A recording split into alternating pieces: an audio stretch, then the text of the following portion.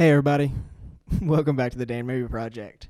This episode is with Andrew Harris. Andrew is an educator. He teaches English to middle schoolers, which is remarkable as far as I'm concerned. It's definitely something that I don't think I could handle. He's also a basketball coach and a DJ on the side, and we kind of go through where he gets his passions for those things and how he decided to pursue those things. And I think this episode really picks up kind of in the middle towards the end maybe.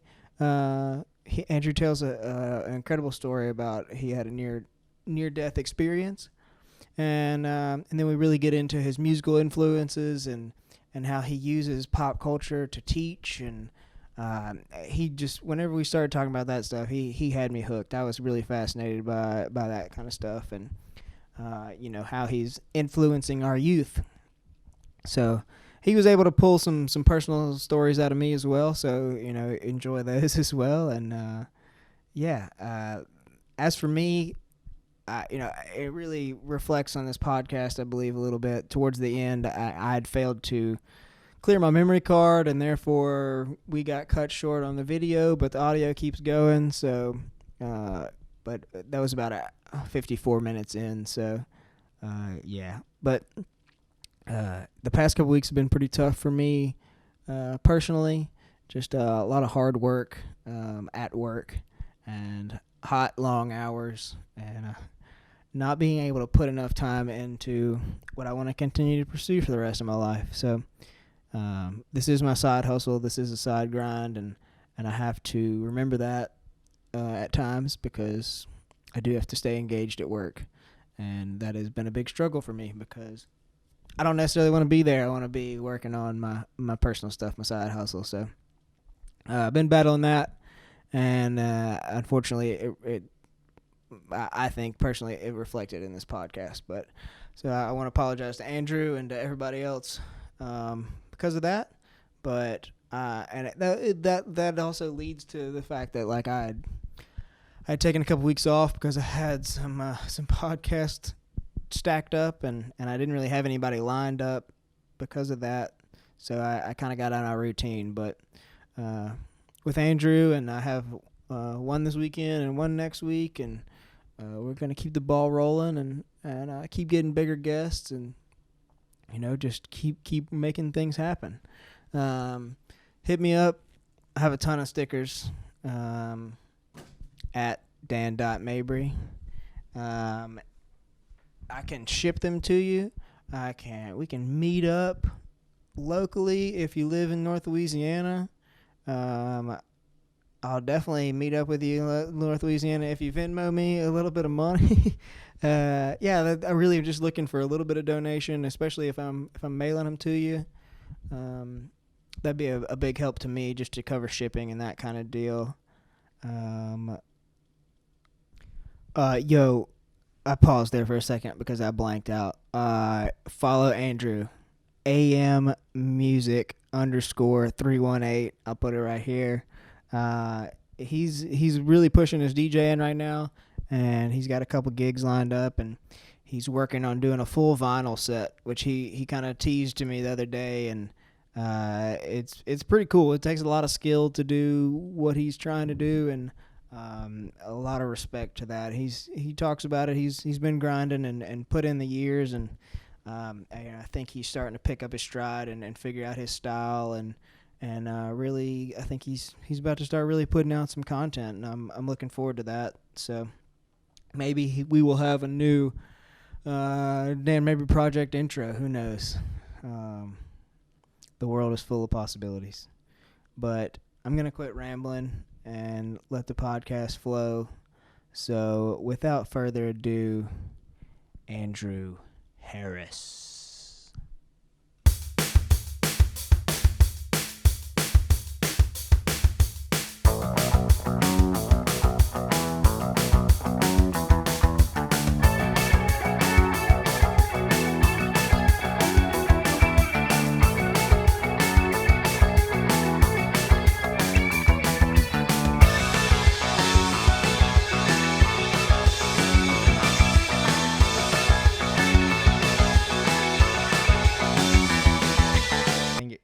gotta find like someone to do some post for you. Yeah. Well, I mean, I can do it. I really like to keep All right. it all. So we keep it all real, live, yeah, all real. yeah, for sure. It is what it is. Yeah. All right. So we live again. Yeah. So Andrew Harris. All right. So Dan, how's the podcast treating you? Man, it's a grind, but I'm enjoying it. It's weird to like try to keep it going and still keep my job and stay focused on that and stay focused on this at the same time. That's been a big struggle here recently. But yeah. So me and Andrew have been acquaintances for a while, and we established that our boy Trent Hibbard linked us up probably. Yeah, definitely fantasy football. Yeah, that's right. Yeah, we were in a fantasy For football the league. folks in YouTube land and podcast land, this dude's name was Neverland Ranch Hands. Neverland Ranch Hands. And I just thought that was the funniest thing in the world. I don't know why. Thanks, internet, for that. Definitely picked that name up shortly after Michael Jackson passed away, I believe. But yeah, R.I.P. to the King of Pop. That has been my fantasy football name forever, and I just recently kind of retired from fantasy football, but that's just because I don't really follow sports that much anymore. But yeah, Andrew's been a super big supporter of the podcast and of me in general, and I think he lives an interesting life, and I just wanted to pick his brain. So honestly, the main reason I wanted to be on the podcast is because I think Dan's going to blow up. And I was like, oh, before he gets famous on this podcast, let me jump on it. So that's why I'm here, trying for the clout. I appreciate you wanting to be a part of it. And yeah, I mean, really, I think what really grabs my attention about you is the fact that you're an educator, and like you chose to influence the youth of America. That's a really scary thing for me. Yeah, I mean it's different. Yeah. No one's a teacher because they're like, oh, I want to make a lot of money, I'm gonna go teach. Yeah. I mean, you got to be cut, and I've been reading a lot about it, and there's a lot of educators like myself, like young, getting in and getting out because of the money issue. So you got to learn, like you have to grind on the side, and you can't just settle like. Yeah, I mean, I know plenty of people who have started in Louisiana and left because of the money issue. Yeah, and it's no fun whenever it's fun till you get paid, and then you're like, that was tough. So, like, when did you decide that you wanted to be an educator? What inspired you to do that? Shoot, I don't know. I think I was just in school my whole life, and I was like, oh, I guess this is what I'm good at, because I was like a 4.0 student for most of my life until I got into high school. And when I was so stressed out about grades and anxiety, I hated it. And like all my friends were having a good time and liked school except for me. And then I was like, oh, I'm worried about getting an A in social studies. That's why I don't like school. So, but I quit caring as much and fell to a B student, and then occasional C. This was at West Washita? Yes, West Washita. I got 1D my whole life, thanks, Miss Evans, if you ever listen to this. And just so happened, the only D I made in my whole academic career, I scored advanced that year in math. So I made a D in math, scored advanced in math. I don't know how that works, yeah, but appreciate you. Yeah, that sounds like some animosity from somebody. Yeah. We'll leave it there. Like, I'm a strange cat. Like, I thrive off animosity. Like, yeah, I do most everything I do out of spite. Like, I'm just like, oh, you say I can't do this? Yeah, you gonna find out. Word. And I guess you obviously a basketball guy. Oh yeah, I love basketball. When did you start playing basketball? And shoot, I started playing. First, I want to give a shout out to Seeker Springs Ministries. They're the real deal. Mr. Terry Slauson. If y'all know him, y'all know what I'm talking about. If you don't, he's probably one of the greatest men I've ever met. He's just phenomenal. And people like that was in my life was real instrumental for how I grew up and what I became, why I wanted to work with kids. But anyway, I played basketball at Seeker Springs, I think when I was 6 or 7, first grade, whatever age that was, I started playing. And I'm not saying I'm any good or anything, but I love it. So, I For sure. dedicated a lot of hours on the hard work, not really the hard work, the concrete and the grass top. You didn't have concrete.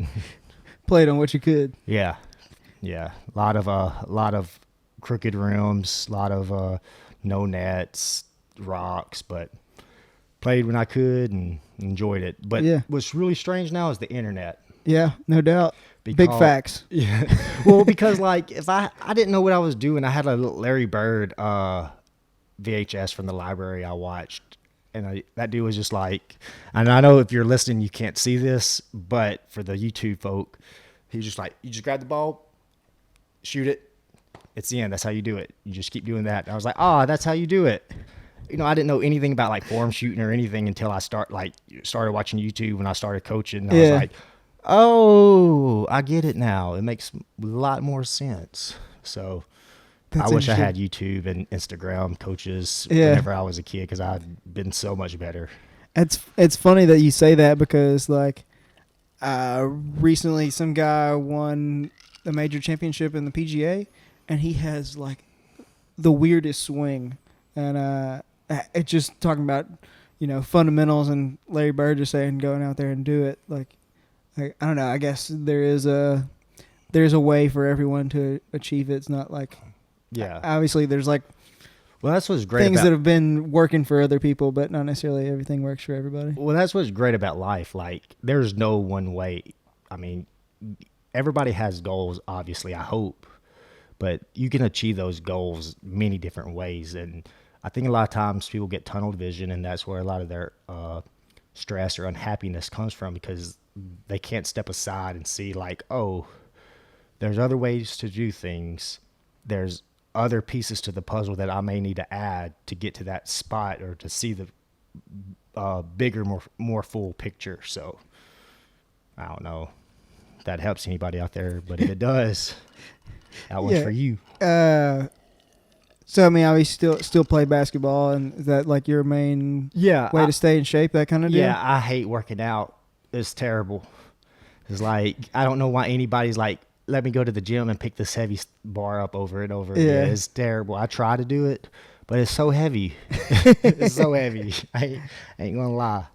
And they're like, you need to gain some muscle. I'm like, nah, I'm fine. I'm good. So, I mean, you played basketball in high school? Yeah, I played basketball all 4 years at the WO. We weren't we were good. But we weren't the greatest. Yeah. We had a good 6, and then once that 6 got down, we started scrambling. Yeah. But it was fun. I enjoy it. The WO Squad, that's what we were called. We made a show for everybody. It was fun to come out to watch us. Yeah. Well, I mean, I guess that's really, in the end, what really counts is if you're enjoying yourself. No, winning's what counts. So, don't let anybody tell you any different. It's all about winning. So you graduated high school from West Washita. West Washita, 2010. Went to ULM? ULM, 4.5 years. I graduated in communications. And the only reason I was in communications was like all the tests for that degree were online, and then you could just like Quizlet. Yeah, I was like, oh, yeah. So I don't know anything really about communications, but I'm really good at public speaking. You might not can tell from this video, but I was good at it in front of people, and people always laughed. And teachers like, you should do this. I was like, all right, because I'm tired of doing math. So I was a math major before communications. Okay. Why did you choose math? I guess because you felt that you were good at it? Yeah, I was good at it, but I didn't like it. Yeah. So, but I mean, at that point, whenever you chose that major, did you have a plan? Oh no, I had no idea what I wanted to do. I'm 20. I'll be 28, on the 26th of this month, and I still feel like just a big kid. Like even though I teach and coach, I'm still trying to figure out what I'm going to do, and reading and watching a lot of different things on Gary Vee, for example. I know you talk about him a lot on your podcast. Yeah. He's always like, he says something, and this is not verbatim, but he was like, you feel like this all the time. Like even when you grow up, what am I trying to say? You help me out here, Dan. I'm up here mumbling on your podcast. No, you're good.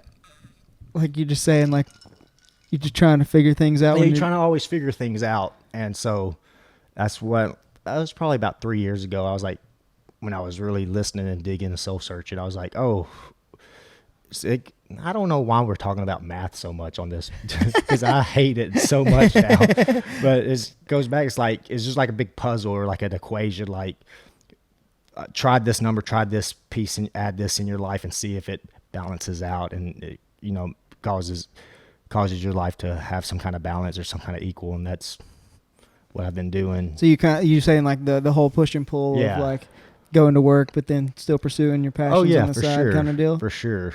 And so like it was probably 5-6 years ago whenever I read about how people define themselves by their jobs, like especially like America, they say, hey, what do you do? That's one of the first questions when you meet somebody. They want to know what you do for a living.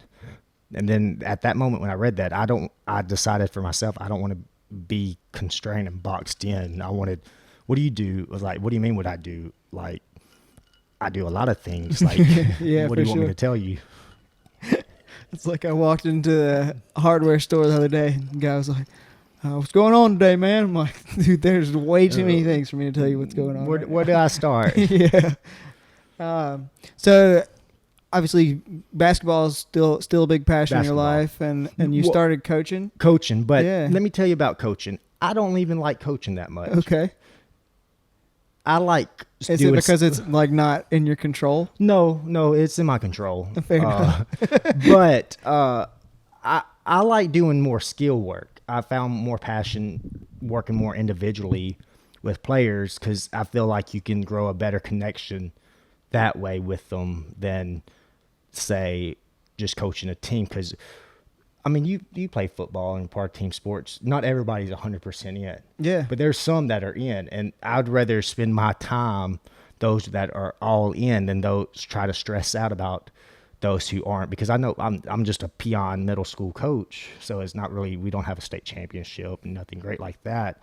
So I just want to like spend my time, my resources developing those players and building those players up to become better people that really want to be there through basketball. Now I'm not going to say like a team, one of my players not 100% in, they may come to 2 or 3 practices. Like I'm going to spend 100% on them at practice, right? But I'm not going to stress out if they're not getting something or they're not developing something as quickly as they should, because I know where their headspace at. They may just be on the team for a friend or just a extracurricular. I'm not going to stress out. So you may have one good player on a team, especially like middle school or high school, that you want to spend resources with and try to get them somewhere, but then your win-loss record may not show that because it takes more than one person to make a team. Right. Well, and I imagine that's probably easier to handle or easier to rationalize for yourself whenever the kids are so young and they are being pulled in a whole bunch of different directions. And for sure, I mean, you probably vaguely recall being that young and trying to figure out exactly what you wanted to do and if basketball was your thing or wasn't your thing or whatever, So I imagine that there's that's the whole I guess maybe where your headspace is at for not getting super stressed out about the kid who's not always at practice. Yeah, as a coach and as just a person, I love people. Like people, if you hate me, I don't care. One of the things I hate in pop culture, and I use that word I don't hardly ever say the word hate, but I hate in pop culture, and you'll see this in little memes and videos or whatever is like, and you may be this person, how you treat others the way people treat you. That's totally wrong. Like I'm a golden rule. You treat others the way you want to be treated. And I like to read a lot about religions, and like the number one commandment for Satanist is to treat others the way they treat you. So like when I tell my kids that, or my players, or phone drink, I'm sorry about that. I'll Dan a drink now. But if you're gonna treat others the way they treat you, you won't get anywhere in life because you're focusing on them and not yourself. You just treat others the way you want to be treated, and then if they want to spit in your face, throw dirt in your name, that's on them. You have no control over that. quit giving other people power over your life. Yeah. Basically. That I never thought about it in those terms. Like you say, you hear that kind of stuff all the time. Like forget the haters or whatever. Like, but when you break it down like that, it makes it a little easier to grasp. So obviously, at some point, music has probably been a part of your life your whole sure, life. whole life. My brother, he won't say this, but to me, he's the greatest guitar player ever played. Obviously he's not, but to me, he's like, oh, no one can touch Dusty on the guitar. No one. I mean, he's been playing forever, and he's always pushed me to play the guitar. I'm terrible at it. I can't learn it. I couldn't do no guitar. Now I can play some air guitar like Bill and Ted, but I couldn't grasp it. It just too ADD for just to sit there to learn. But how I got what daggum Red Hot Chili Peppers. Okay. I stole my brother's Californication CD. And boy, was I hooked. I loved me some daggone Flea. Man, I wish I could slap that bass like that dude. That dude was good. But listen to that Californication. My favorite song on that album was Around the World. And I had the CD lyrics. I'll try to memorize that all because I thought to myself, I can't play any instrument.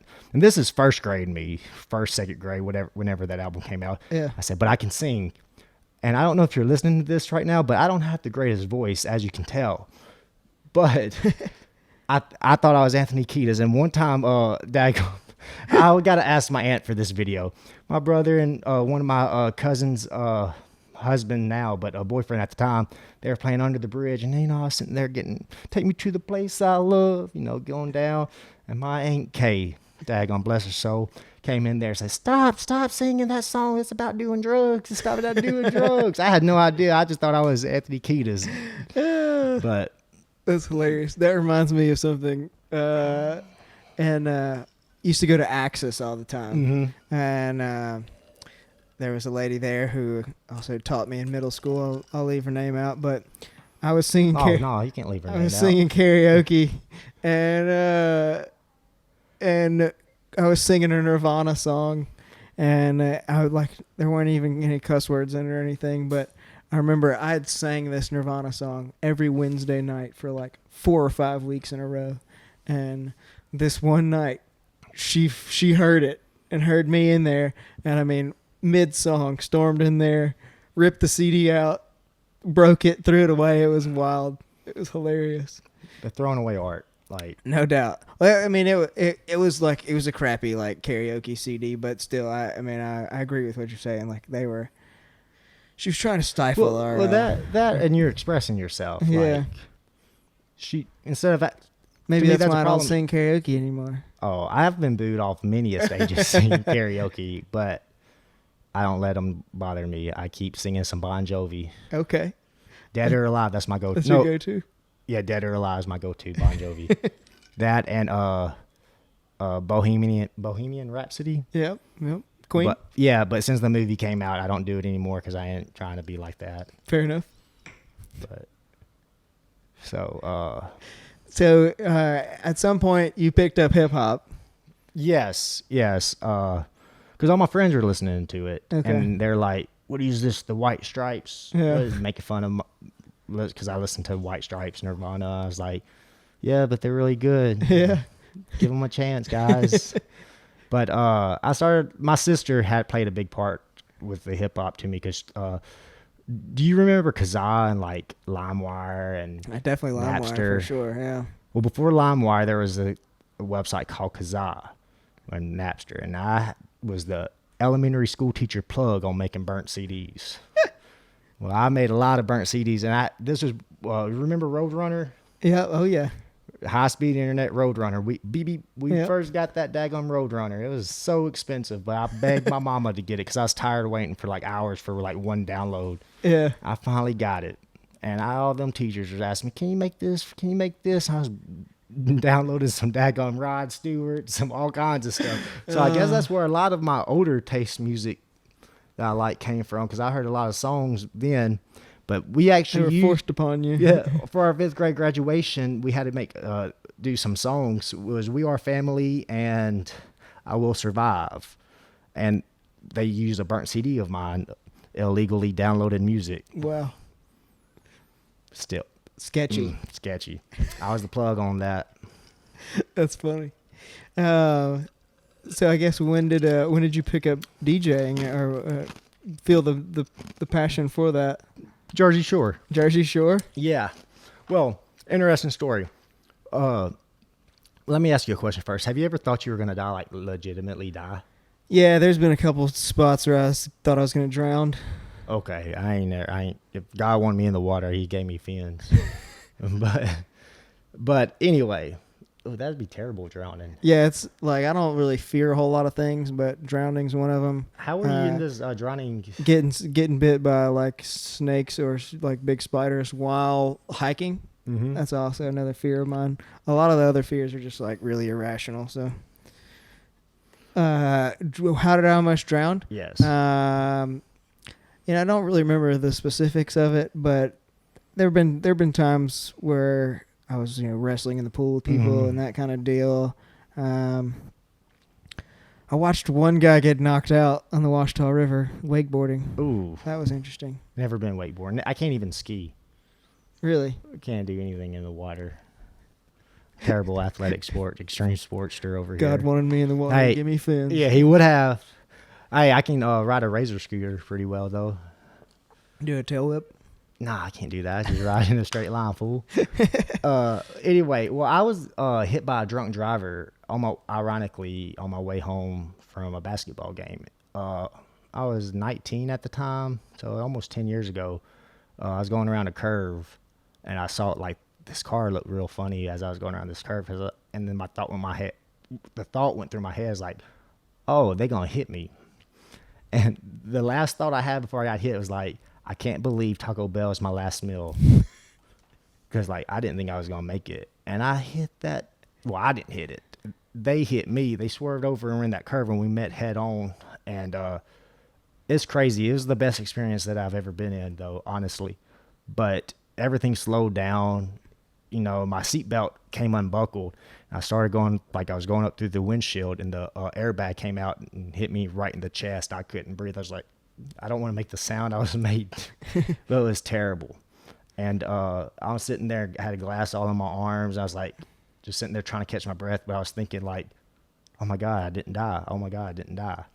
And then the drunk lady that hit me, God rest her, well, she didn't die, but praying for her. But anyway, she made this god awful sound, and I was like, oh my God, I got to go.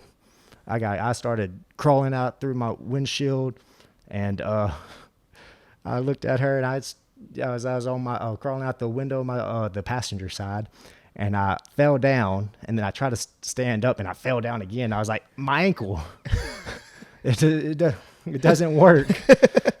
No, but anyway, I didn't have my cell phone with me, so like the guy who stopped, I was like, hey man, if you don't mind, can I borrow your cell phone? I was in a wreck, obviously, and I need to call my parents.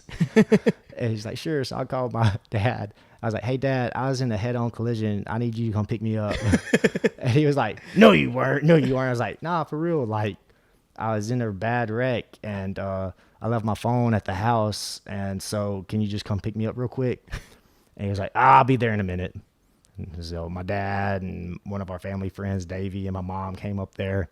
And as soon as my mom saw the wreck, she started crying. Yeah. Like, they all just thought out, because I joke about stuff like that all the time with them. But anyway, stupid phone. Anyway, so, the ambulances came, obviously, and they were trying to cut off my basketball shorts. I was like, no, don't. These are expensive. Don't cut them. They're like, we have to. I was like, it's just my ankle that hurts. I promise you I can slip them off. Nah, they had to cut my shoe off and all kinds of stuff. Dang. There's some Jordans, too. I was pretty upset about that. Yeah. But it's like, why did they do that? Like, it's not that serious. Like, I'm here. But anyway, let's not focus on the wrong part of the story. So, after that happened, and I ended up a year later having to have surgery on my ankle because of it, because it wasn't what happened. The ligaments on the side of my ankle ripped off. And when it ripped off, it ripped bone off. So think about if you're ripping paper off a cardboard. That's essentially what happened with the ligaments in my ankle. Because when I slammed on the brake, I slammed with both feet, and my right foot came down on my left foot. It was my left ankle that messed up, and so that impact kind of jacked it up pretty good. Wow. But that's how I started DJing, because I was watching Jersey Shore Marathon. I was like, Paulie D's DJing. That dude's an idiot. I can do it. And I was scared I wasn't going to be able to play basketball again. Right. So I was like, bought a little toy DJ thing from Best Buy, and then just started trying to learn YouTube. A lot of YouTube. So was that something like you just like picked up and went hard at, or was it just kind of by and by? Oh yeah, I mean, I definitely, because I'm kind of a social hermit anyway. I'm not a big fan of like big environment where it's really loud, because I can't talk and have that real intimate face to face, get to know you type conversation. For sure. So I just stayed in my bedroom for like days, just mixing away. I'd get off from coaching at West Washita, and then I'd go back and be like 10 o'clock. I'd probably try to DJ for 2 hours, in my room. I never really thought I would even do any type of shows or anything. I just wanted to learn how to do it. Yeah. And I think it's easy. But then I remember like, I've been practicing, it may be harder for someone else, but I think it's like, anybody can do this, But yeah, you have put in some time and you built up those basics and that kind of deal. So Dan actually bought my first thing of DJ MIDI controller. Oh yeah, that's right. I forgot about that. Yeah. Yeah. So that thing, it didn't live a very long life after that. No, I had that thing for like literally a month, and I was like, I gotta have something better than this. Yeah, that was kind of my impression of it as well. After I started messing with it, it was like, all right, this is cool, but it's kind of limited as to what you can do with it. So. Mm-hmm. I mean, it was great for me to like, if I would have never bought that, I would never invested a lot of money into the other stuff. So that's no doubt was a good thing. And about that. That's definitely something I've learned with like the camera stuff and recording equipment and all that. Yeah, all Dan, that you got a nice setup. Boy, I was impressed. I thought I was going to be like on a GoPro or something. No, man, I can't do that. I bought many a GoPro, and GoPros serve a purpose, and they're really cool action cams, but it's kind of hard to do really anything else with them. So, but again, I bought a couple of those before I fully realized that. I just thought they were, they kept making them better, so I thought that I would get better results, and a lot of it comes from post production, that kind of deal too. So, yeah, I got you. This is where we'll insert the commercial. So, I guess when did you you upgraded and you just kept messing with it? Yeah, so I also lay bricks. Yeah. I lay bricks with my dad, so that's how I bought college. I got through all college and grad school, no loans. So, and my parents, they're not rich at all. Like my mom's a housewife, my dad's a firefighter, but he is also a bricklayer. So y'all might say, oh, he owns his own business, but he's also in the hot sun on the days he's not at the fire station. Yeah, it's every a side day. business. Yeah, it's not like he's telling people what to do. Like he's the type of leader who's drags you. He's not pushing. He's the one in the front. Yeah. So, but I just started saving, and DJ AM, my favorite DJ, he's dead now, but he had a Rain mixer, TTM 56S, and two Technics turntables. I was like, if I could just get that. Well, I got it, and I loved. I mean, I had that mixer for about 7 years until I recently sold it and upgraded to the newer thing, because it was too old. I had to add a lot of different sound cards to it. It was too much to tote, but loved that thing. I recently just bought a new turntable, a new Technics, but I had the same two Technics that I had whenever I first got them. Bought them used off of eBay. Nice. And they're about 40 years old, I think. Wow. So they from the early 80s. So you mentioned DJ AM. That is something that I wanted to talk to you about, because I guess you do go under AM music. AM music, yes. Yeah. AM music. That's a little company name. It's double entendre, or maybe a triple entendre. I have a buddy, Mark Hatton. My name's Andrew, so AM music kind of just sounded cool. I was like, it's DJ AM. It's like music to wake your mind up to AM morning. So I like AM it. radio. So Yeah. and I just thought it would make a bunch of cool T-shirts. No But I doubt. haven't made the first AM music shirt yet. But be on the lookout. I guess what I mean, I've listened to DJ AM's music as well. So, what is it that grabbed you with him, and what? Probably his taste of music. Like, he wasn't just mixing hip hop. Right. He was mixing like hip hop with Nirvana, with some Merle Haggard, with it's just a whole blend. And I guess for the people that don't know who DJ AM, can you like describe the kind of music that he puts out? So Or put out? DJ AM, he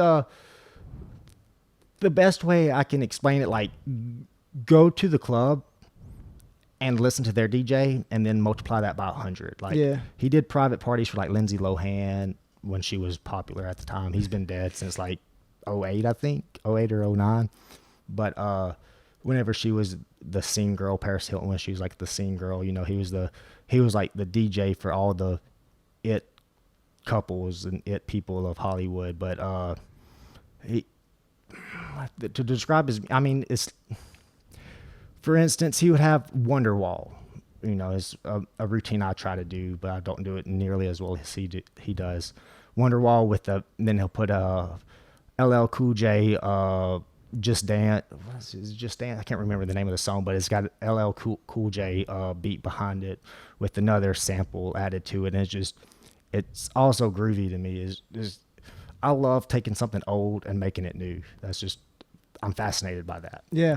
Well, and obviously, your influence of Kanye, like Yes, he does a lot of that. Okay, let's revert back. How I got into hip hop. Yeah. My brother, ironically, got me into hip hop. He was like, Andrew, I was in the 6th grade.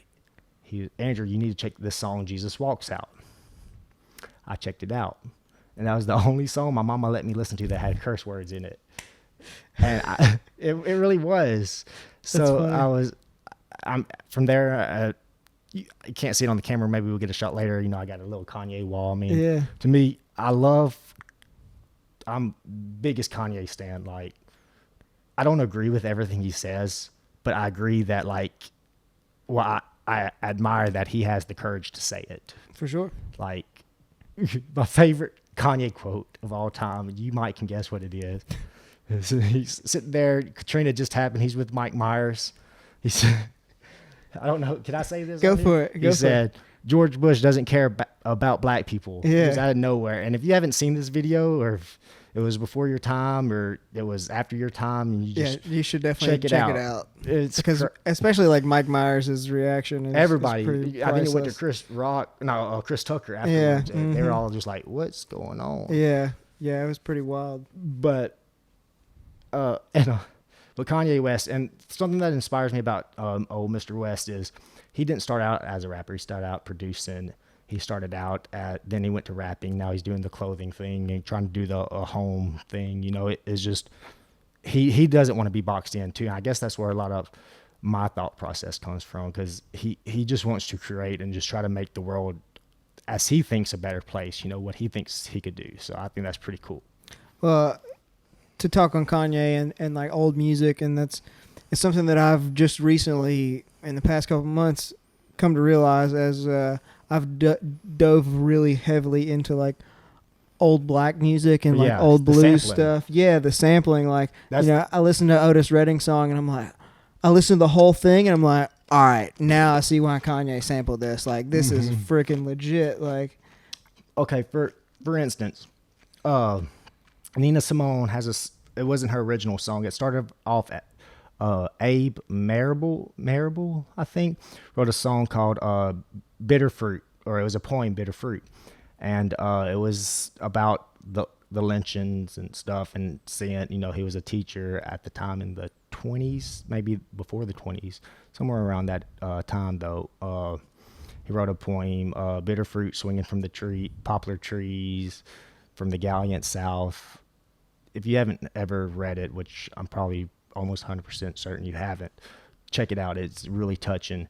And then Nina Simone did a cover of it called Bitter Fruit, and then Kanye West sampled it and to make Blood on the Leaves on his album Yeezus.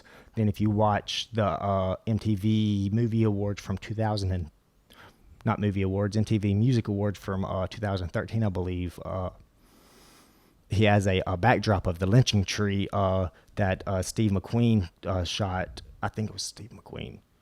I'm pretty sure shot, and it was like around the same time 12 Years a Slave came out, and he had this big tree of the lynching tree, and then they had the silhouette of Kanye, and there's certain times he'd look like he was hanging, but he was dancing. And if you didn't know how the whole song and the sample and where it originated from, you didn't really grasp the whole thing. Yeah. So at me being the brilliant educator I am, I was like, yo, I got to teach poetry. I'm going to teach this. So I could show the kids, like, yo, you're impacted by history, and that the stuff we're actually learning, because at the time, Black History Month, we're reading about Elizabeth Keckley, who was a seamstress of Mary Miss Lincoln, Mary Todd Lincoln, I think's her name. But anyway, so we're learning about that, and you know they get bored by it. But whenever you put some pop culture that references that time period, it kind of grasps them. Yeah, you can link the two together. They're like, make it teachable. Exactly. You got it with people, and it doesn't matter if you're kids. It doesn't matter if you're an adult. You got to grab their interest somehow, or they're not going to care. It's easy to learn. But it's hard to get them to care. No doubt. That was heavy, but that was good. I feel like I'm just rambling. No, that was great. It's just free thought. No, I love it. I guess do you have any other examples like that where you've pulled from pop culture and into your teaching? Kanye again. Yeah. Heartless. I use the song Heartless. Then we tie that in with Scrooge, A Christmas Carol, whenever he breaks up with his girlfriend, and try to draw allusions and comparisons from that song. And part of the reason I like to, because I got to be inspired to make these lessons. So if I want to make good lessons, I got to do stuff I like. But one thing the kids really like about the Heartless lesson, because one of the American Idol's winners was Chris Allen, and he did a cover of Heartless, and it's very good. And so then not only do we listen to the Kanye's version, we listen to the original version, a live version, and then Chris Allen's version. So then we can compare the different moods each song sets based on the different instruments, because the original is 808's Heartbreak. It's very minimalist because that's the whole mood and tone to the album. Then the live version adds live instruments, which the kids kind of dig that a little bit more. But then they really like the Chris Allen because it's kind of more upbeat, like okay, I'm not with you anymore, but I'm going to move on. You know, it's kind of more happy, which I like the sad one the best. Yeah. That's just my personality, but they like the Chris Allen one. And then they bring it back to I'll try to bring it back to what we were saying at the beginning of the show. There's more than one way to do things. They all took one song. Well, they had one song, two different people performed three different ways, all gave you three different feelings. Yeah. So all based on the same source. Yeah. That's cool. And I guess you have kind of some free reign to create your own lessons like that No, not really. I have to teach. So for those of you ever looked into Common Core?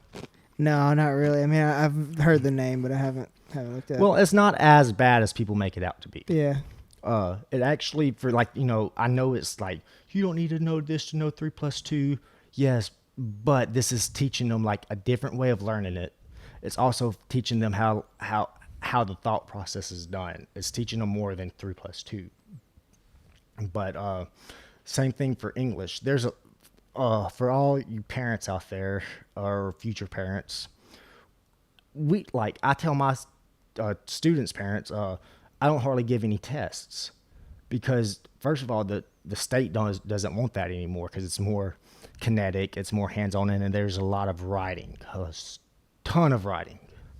So with that is, I don't think it's right to like, first of all, well, I'm saying this a lot, but everybody's got a phone now. Yeah. I do not want to waste my time teaching stuff to kids or to anybody that they can just look up.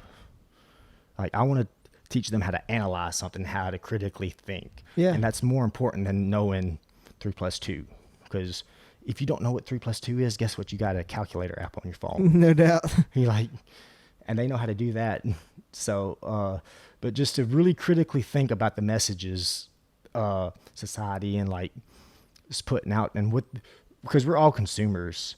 And so the big game in life is what was the big game, you know? I don't know. It's to take the dollar out of your pocket and put it in my pocket. Okay. You know? All right. That's the big game. Big bank, take little bank. Yeah. Word. So anyway, that's the game everybody's trying to play. That's why you teaching these, you know, sending kids to school so they can get good jobs, so they can make money. But like, where do you want to spend your money to? Who do you want to invest in? Because if you're investing in something, you're investing in someone else's family. And is this something, or is this what they do, or is what they believe, or what their mission is really something you want to invest in? So that's what I try to get them to think, so they can just see everything more clear. That's interesting. I mean, that's how you think about your kids, like you're Yeah, I say my kids, not my actual kids, right. Or my students. Yeah. But yeah, like I always play devil's advocate with them. I always take the most controversial stance, and I try to make them believe it. Right. And then at the end of the lessons or whatever, I said, I really don't believe that. I just wanted to see if I can make y'all believe it. Because if you can prove someone else's point or something you don't believe in, just think how good you are at proving something you do believe in. No doubt. So it's, I mean, I imagine you get to like challenge yourself in that manner. Oh yeah, doing that for sure. Because I have to read about all the kids. I'm like, Earth's flat, Earth's flat. Earth's flat. Dinosaurs aren't real. They never existed. I really don't believe dinosaurs ever existed, though. I really want to believe the Earth's flat, but there's too much evidence. But, you know, I throw all this crazy stuff. So then they actually have to do the research to prove me wrong. Yeah. But I have to have the counter arguments to them. Right. So they have to say, oh, yeah, I didn't think about that. And they have to go back and, research. Why do you think dinosaurs aren't real? Isn't it obvious? Like, where are they at? Like the big giant lizards turn into birds. How long ago were dinosaurs here? Millions of years ago. And they just found bones a couple hundred years ago.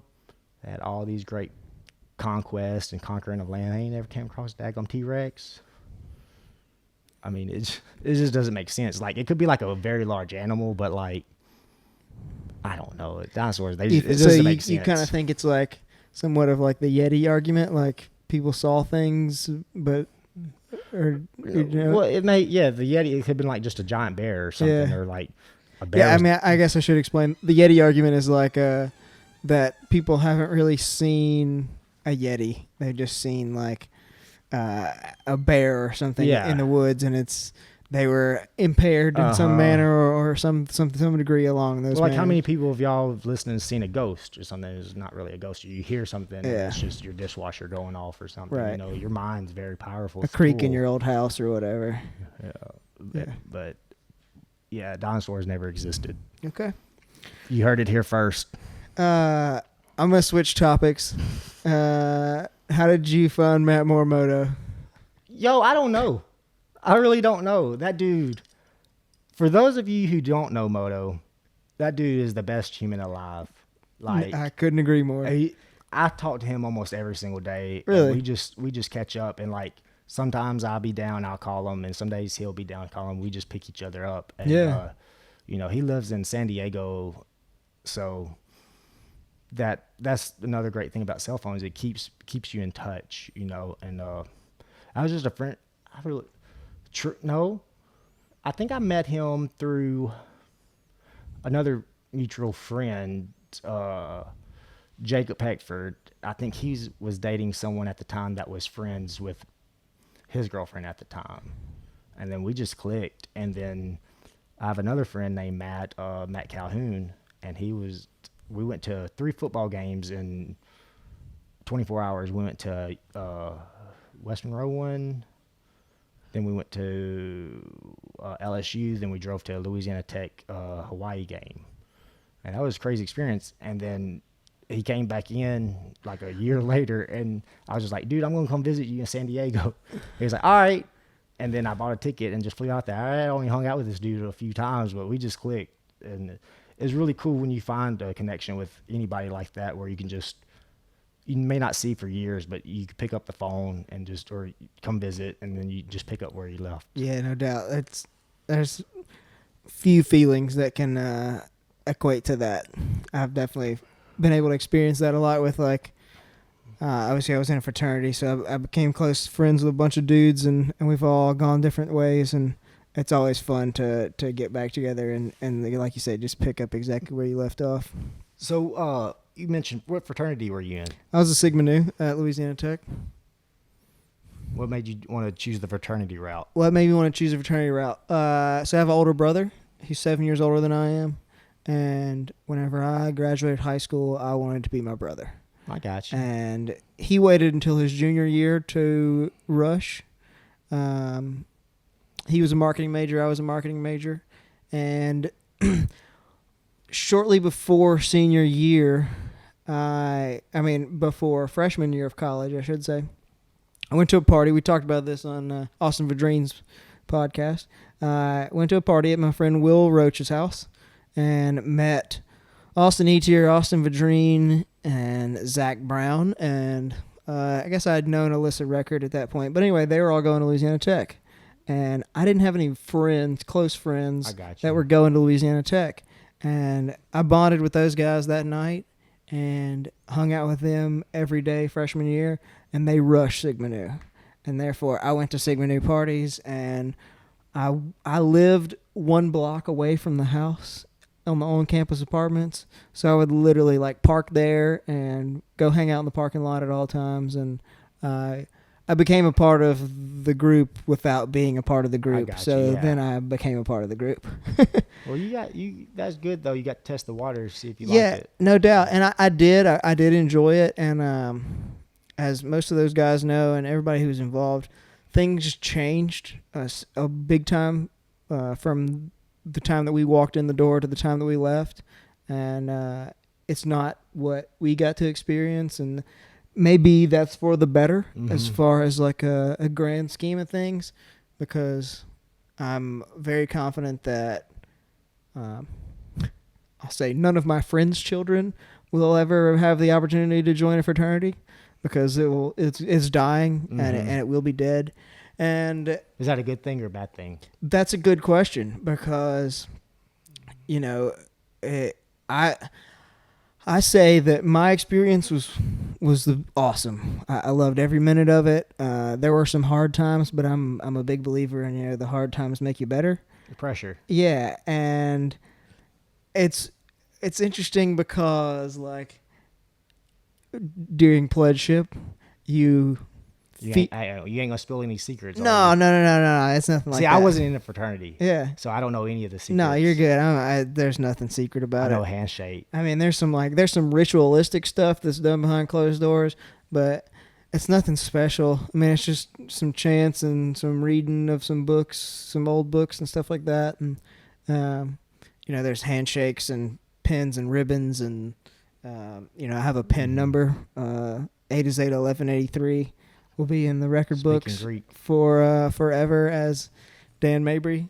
But, it's interesting because it was super positive in the fact that I made a bunch of friends, and I have a wonderful base of people, and literally every person that I hang out with on a regular basis today was in my fraternity, or I met them because of the fraternity.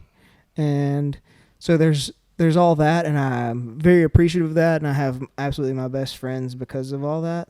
But I've said it before, it stifled my creative ability, because all I wanted to do was go and hang out with my friends and drink beer on the weekends or whenever possible. And So I had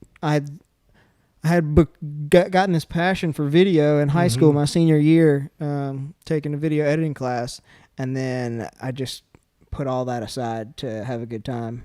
And obviously, I can't change any of that, so I'm not regretful of it. But it's looking back on it, looking back on life. If I could start college over, I'd start a podcast on day one, Yeah. and just grow and meet and just go. I would branch out. I would not stick just to the fraternity and the things that I got involved in because of the fraternity.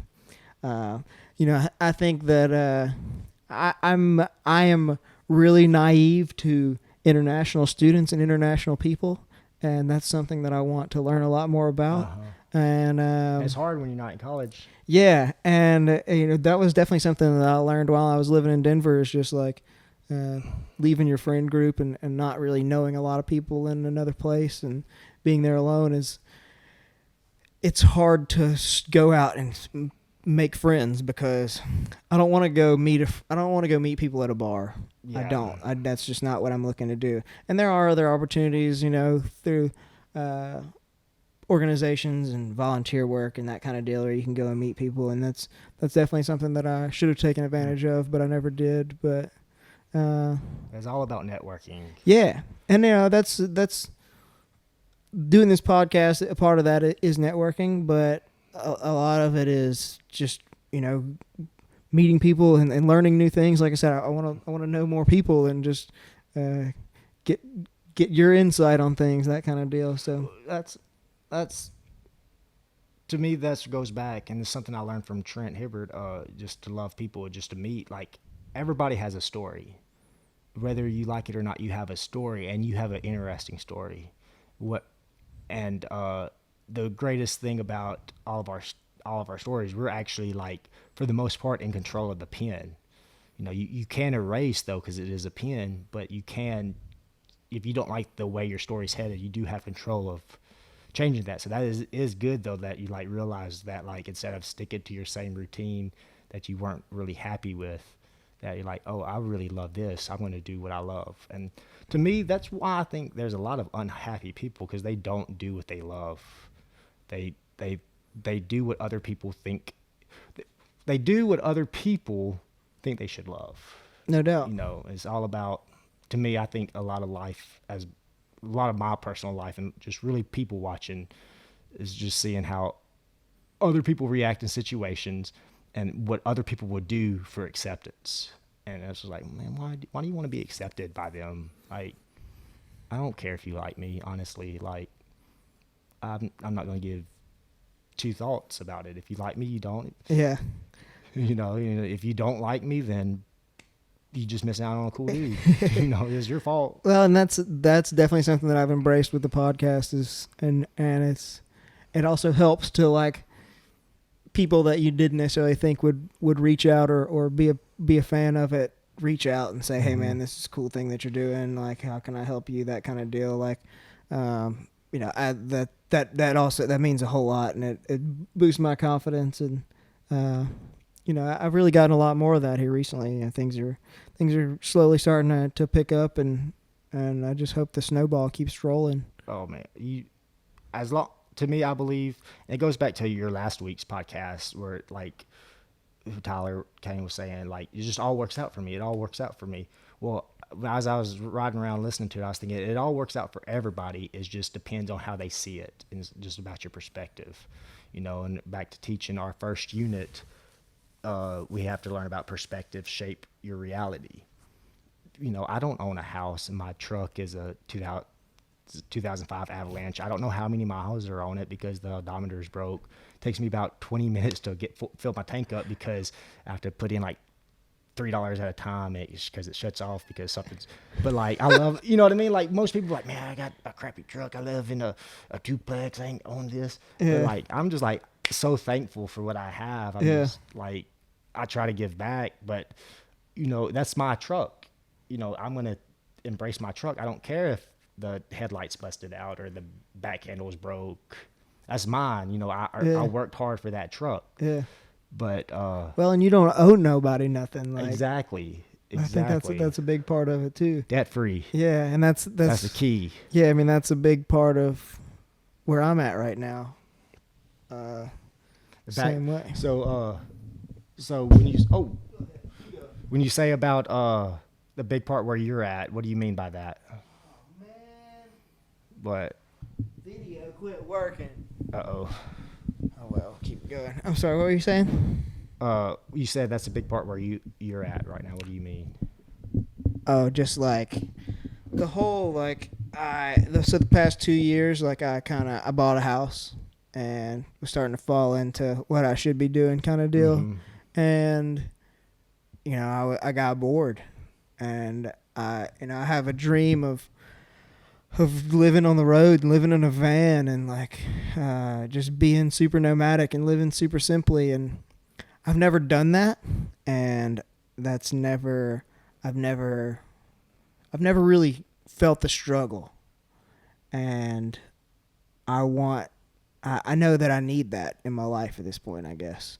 And I also know that what I'm doing with currently with my job, I don't enjoy, Mm-hmm. and I'm not passionate about it. And so I need to go and do something and find a passion. So I think that I've done that. I think that I'm definitely going in the right direction with it for sure. And so I can't quit. The first piece of advice that I got on doing the podcast was consistency and keep it going and don't quit, and it'll happen. And so I keep doing it, and I keep, like you say, you keep reading and listening to things, and find inspiring people who keep you going on, whether that be in person or on the internet or whatever. That's just what is that inner drive. Nah, it's not really inner drive. I don't really believe in drive, but it's just that you have to do it. Yeah, well, and we talked about it earlier. I don't have any debt. I don't have a girlfriend. I don't have a dog. This is the time to do it. Mm-hmm. And the way I look at things is, I have a job history. I have a work history. I have a college degree. I'm gaining these other skills in digital media. Somebody's going to hire me to do something. Mm-hmm. And if I get into that point where I'm living super simply, I can do a 6-month internship or whatever, and get into a good company that I enjoy working with, and maybe I don't make $100,000 a year, but I'd be super happy doing something like that. Well, I hear that. If you make $100,000 a year, though, you'll want 125.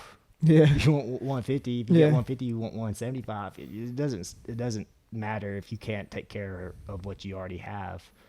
But as you're saying, you want to feel the struggle, that's so true. Embrace the struggle, and if you really embrace your struggle, you really don't even know you're struggling. And you were going back, we were talking earlier a little bit about pressure. Everything you love, everything you have is built because of pressure. There's people, I'm so stressed out. Good, you're supposed to feel stressed. But let's relook at what stress is.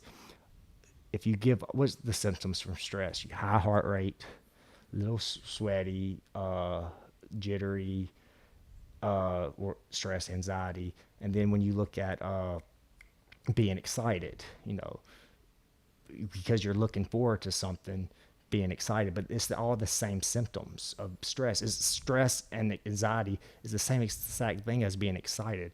You have that stress and anxiety because you've prepared yourself for that moment, and you, instead of feeling anxious, you should feel excited that you get to go perform in front of people, you get to do a podcast, you get to make nice wood furniture, you get to write a book. You just change your framing of how you view things. I have to do this. No, boy, you get to do that. Yeah. Yeah. And that's definitely something that I've struggled with here recently. Yesterday, that would be Tuesday of this week that this podcast is coming out. I knew it was going to suck. I knew going into the day that it was going to be a tough day at work. Wasn't yesterday? Yeah. Yeah, I saw you tweet that. I tweeted it. I'm about to quote. I said today's going to suck. No, it's not. You get to use your phone to tweet your emotion. That cannot suck. Yeah, for sure. But after the day was over, I just started thinking I got better today. Like that's what happened Yes, today. I love that. Like I got better today. well, like I sweated my butt off and like I just got better today. Like I know I did. Like I went through that difficult situation and got through it, and I'm a better person because of it. Prove me wrong. Like I don't know. It's just, and like you say, like good things are gonna happen to me. Like I know it, and I know that I just got to keep going and keep grinding and putting the work in, and that's. So I took like a little hiatus from because I recorded like 4 podcasts in a row. So I took like 2 weeks off, and it was like a struggle to get back into it. Yeah, you broke that routine. Yeah, you broke that habit. Yeah, and like work picked up the past 2 weeks, and like things have just been hectic, and yeah, so it feels good to get back into it, and I've scheduled some more for like this weekend and stuff, and next week, so things are gonna keep rolling and keep doing. Man, I hope it. I listen to a lot of podcasts. Mainly podcasts I listen to is wrestling podcasts because I'm a big wrestling nerd. Okay. I like just it's fantasy and I don't have to think about it. Yeah. And so they tell me like, I guess it brings me back to my childhood, and I get to hear all the backstage stories of all the stuff I watched growing up. So it's just at nighttime that's what I listen to. But like, don't really listen to it when I drive because I'm not trying to relax. So like, I'm glad like you were putting out stuff like, because I hate how our society is like so celebrity obsessed. Like there's a lot of cool people that do a lot of cool things that are like me and you. No doubt. You know, it's like, yo, that dude, I seen him on Instagram. He played football. That dude right there, he loves making wood tables. That dude, just Yeah. I just recently started trying to dabble in making furniture, so I found that episode really interesting. Yeah. So, but it's just like these people are just normal people. What was the guy with that the Mayo?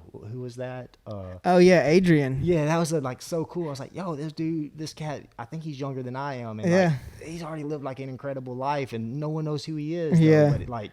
I've gotten more compliments on that episode than any of them, and I didn't expect anything out of that one. And I mean, I love Adrian; he's a good dude. That's the one I was texting you on. I was like, "Yo, you got good sound quality." Yeah, for sure.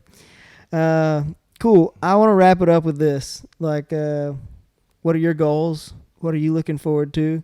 You want to keep coaching, keep teaching? Oh yeah. I just want to keep really creating and keep inspiring. That's my like short term goals. I want to do a complete vinyl set DJing. Hopefully at Rumo's Barbershop. Give them a little plug. Go see Corey Great Britain if you need a good haircut. They're really nice barbershop. You ever get your haircut there? No, I don't really get haircuts anymore. Maybe. Well, anyway. But, yeah, I heard Corey's a cool dude. Corey, I need to link up with him. Corey, that dude, like my favorite thing about Rumo's is you can go and sit down and it's like an experience. It's not a haircut, it's an experience. Like you're part of the Rumo family when you get your haircut. That's my favorite part about it. But I'd like to perform like an art crawl for Rumo's with a vinyl set. With my boy that I DJ with, Mark Hatton. He's getting bigger with the lights. We got like a little rave or something for West Washita High School. They're putting on end of the month that we're trying to like really go over and beyond because I'm doing it for peanuts, but like I just want to give them and the kids like a best show they could get. I'm not super famous, I'm just some school teacher, but they asked me for my service and I want to give them the best. So I guess my long-term goal would be just to keep motivated and keep not being complacent and always pushing. I guess you could say becoming comfortable, being uncomfortable. No doubt. That'd be my goal. No doubt. That's something I've been challenging myself on recently as well. Yeah. Sweet, dude. Well, I enjoyed this. This was a lot of fun. Me too. I'm sorry that I'm not as interesting as those other cats. And no, dude, this is awesome. You're. But I enjoyed this. I've always wanted to be on a podcast. I've been listening to this daggone podcast for like ever. I was like, oh, it's free. Yeah. I start listening to it, while I mow yards, and like now based on my rec, before we leave, because I like to ramble in case you haven't noticed that they're listening. If you haven't ever been in a near life or near death experience, don't wait till then to like start doing things you want to do. Like I was lucky that at 19 I had that experience where I was like, yo, life can be taken from you. I want to start doing what I got to do because it could end. So those of you listening, if there's something you want to do, just start doing it. You don't have to be the best. You just have to find happiness doing something you love to do. And don't get discouraged because it's going to suck at first.